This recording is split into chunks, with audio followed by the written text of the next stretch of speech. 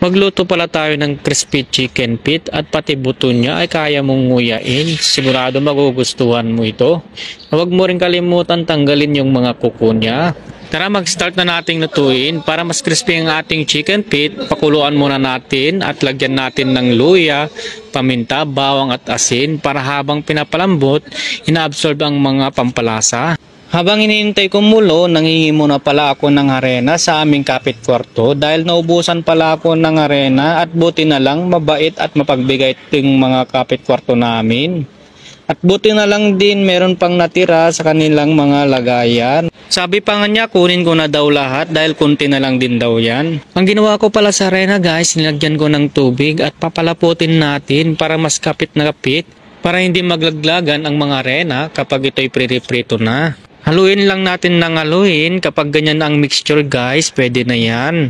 At ito na nga kumukulo na ang ating chicken feet. Kapag malambot na, tanggalin na ang tubig at palamigin natin ng kunti.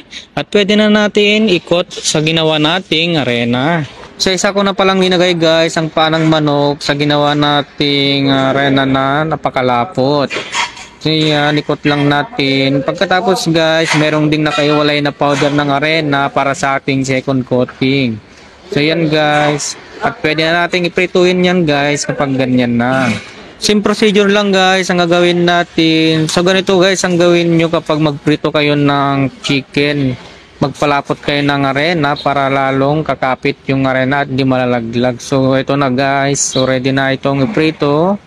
Hindi ko na pala ito guys tinanggalan ng buto tulad yung ginagawa ng iba dahil napakarami ito guys yung panang manok kaya magagabi tayo magtanggal ng buto. So ito na lang, prinito ko na lang ng ganyan. Ito na guys ang kinalabasan ng prinito nating chicken feet. So yan guys, kita nyo naman napaka crispy. So testingin natin kung malutong talaga guys. Magsample tayo guys, pakinggan nyo ang lutong.